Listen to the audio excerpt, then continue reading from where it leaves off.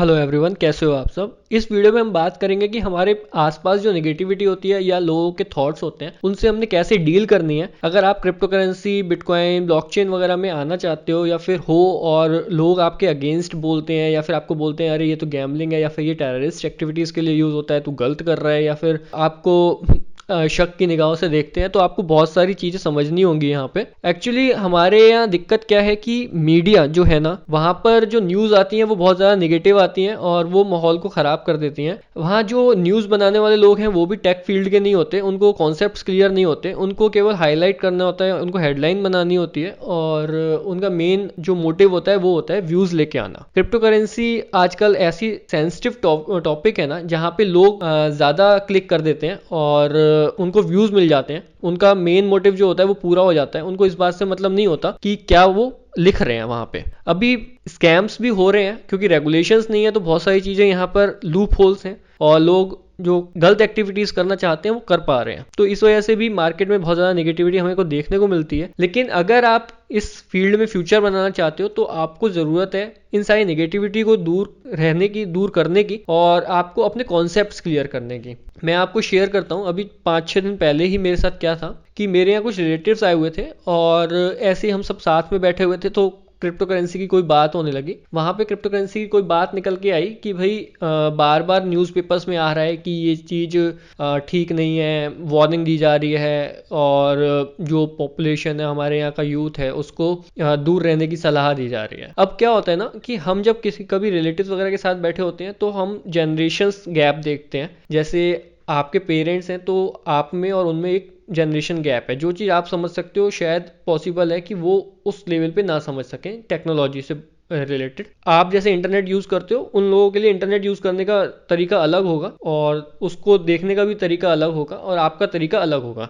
तो यहाँ पर ये जनरेशन गैप आता है। अब आप उन लोगों को नहीं समझा सकते बहुत सारी चीज़ें। तो होता क्या है, या तो अगर आप उनको कॉन्सेप्ट्स क्लियर कर सकते हो कि भाई हाल्विंग क्या है, या फिर ब्लॉकचेन किस तरीके से काम करता है, या फिर हम ट्रांजैक्शन किस तरीके से कर सकते हैं, अगर आप ये सारी चीज़ें टेक्नोलॉजी समझा सकते हो उनको तो वेल एंड गुड है। नहीं तो आप उनको थोड़ा सा ये कहो कि भाई देखो, अगर आप सिर्फ एक कंट्री को देख के बात कर रहे हो तो हमारे लिए ये पॉसिबल नहीं है, क्योंकि बिटकॉइन, ब्लॉकचेन या फिर क्रिप्टो करेंसी जो है वो वर्ल्ड वाइड है और वर्ल्ड वाइड ग्रोथ ले रही है। अब अगर हम उससे दूर रहेंगे या हम ये सोच के रहेंगे कि भाई ये हमारे को वार्निंग दी जा रही है न्यूज़पेपर्स के अकॉर्डिंग, या फिर हमारे को ये देखना है कि ये तो टेररिस्ट यूज़ करते हैं, तो टेररिस्ट तो पैसा भी यूज़ करते आए हैं आज तक। जिन लोगों ने गलत काम करना है वो लोग गलत काम भी करते हैं, और जिन लोगों ने टेक्नोलॉजी को देश की ग्रोथ के लिए या फिर अपनी ग्रोथ के लिए यूज़ करना है तो फिर वो लोग उसको उस अकॉर्डिंग यूज़ करेंगे।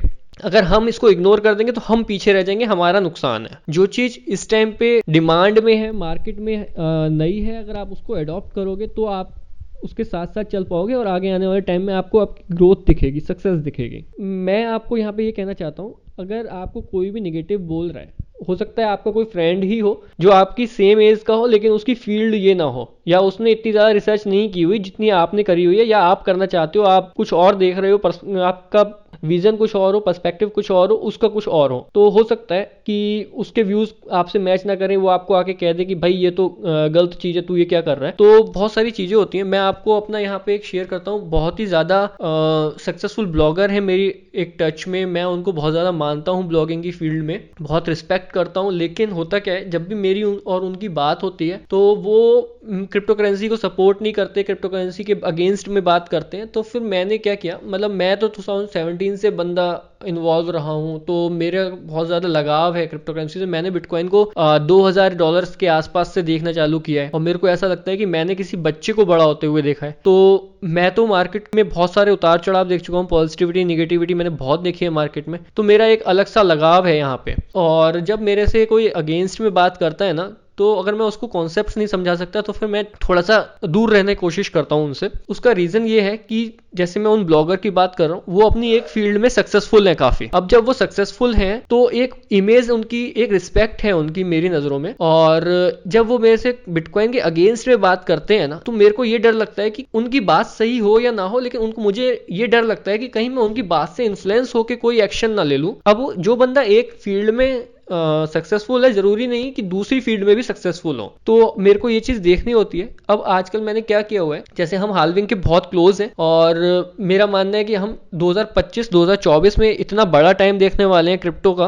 कि वो हमारी लाइफ के लिए बहुत ज्यादा, आगे के आने वाले टाइम के लिए बहुत ज्यादा इंपॉर्टेंट है। अब मैंने ऐसे लोगों को अपनी लिस्ट से, मतलब कि जैसे सोशल मीडिया अकाउंट से अनफॉलो कर दिया है जानबूझ के, क्योंकि मैं नहीं चाहता कि कुछ भी मेरे सामने ऐसा आए जो निगेटिव मेरे को कर दे या फिर मेरे को एक बार सोचने को मजबूर कर दे कि मैं क्या कर रहा हूं। मैं बहुत ज्यादा फोकस्ड हूं क्रिप्टो करेंसी को लेके, इसके फ्यूचर को लेके। तो मेरे को ये देखना है कि भाई मेरे अराउंड पॉजिटिविटी रहे, जिनको मैं समझा पाता हूं मैं उन्हें समझाता हूं, उनके कॉन्सेप्ट क्लियर करने की कोशिश करता हूं, और अगर मैं नहीं समझा सकता तो फिर मैं थोड़ी उनसे भी दूरी बनाता हूं। क्योंकि आप जो काम कर रहे हो अगर आपको पता है ना तो आप उसको करते रहो, आगे जब टाइम के साथ साथ चीजें अच्छी हो जाएंगी तो उनको भी समझ में आ जाएगा। अब मैंने जब स्टार्ट किया था तो मेरे को बहुत सारी लोगों ने निगेटिविटी फैलाई थी, बहुत सारे लोगों ने मेरे को चीजें बोली थी।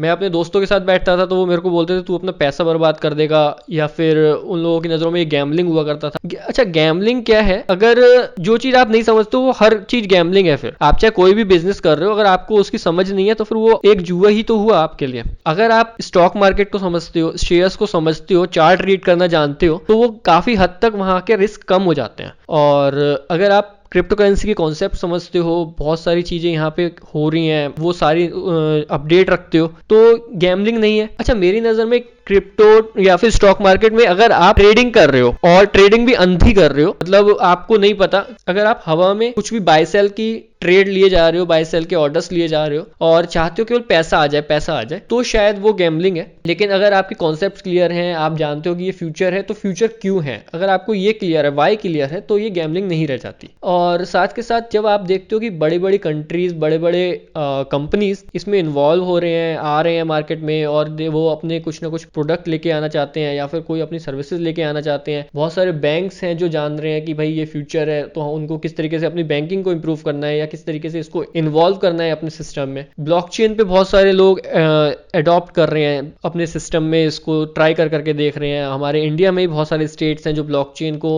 यूज कर रहे हैं। तो आप ये देखो वर्ल्ड वाइड कितने ज्यादा इसके अडॉप्शन हो रहे हैं। आप अगर निगेटिविटी को देखोगे आपके अराउंड जो है, तो उन लोगों ने कितनी दुनिया देखी है। आप ये भी एक चीज सोचो कि वो कितने ज्यादा एक्टिव है मार्केट में या फिर इस फील्ड में। और जिस फील्ड में आप जाना चाहते हो तो उस चीज की समझ हर किसी को नहीं होती। आपके आसपास जो रहने वाले होंगे, जरूरी नहीं कि वो डिजिटल मार्केटिंग को जानते हो, वो वेब3 को जानते हो, तो आपको उन्हीं के बारे में सर्च करनी है जो इस फील्ड के हैं और इस फील्ड के बारे में बात कर रहे हैं। तो आपको ये देखना है कि वो क्यों बात कर रहे हैं। अगर आप नए हो तो आपके लिए ये सारी चीजें समझना जरूरी है। अगर आप पुराने हो चुके हो मार्केट में तो फिर आपको तो क्लियर है वाई। लेकिन अगर आप बहुत ज्यादा नए हो और आप आना चाहते हो तो आप ऐसे लोगों को देखो जो कि इसके बारे में बात करते हैं और वो ये बताते हैं कि यहाँ पे किस तरीके से एडॉप्शन हो रही है, किस तरीके से लोग आ रहे हैं और उसका क्या रीजन है कि कंट्रीज भी रेगुलेशंस लेके आने को तैयार हैं। अब बहुत सारी कंट्रीज जो नियम वगैरह लेके आने को हैं, तो उनको समझ में आ चुका है कि हम इसको रोक नहीं सकते, इसीलिए हम नियम बना दें। नहीं तो अगर आप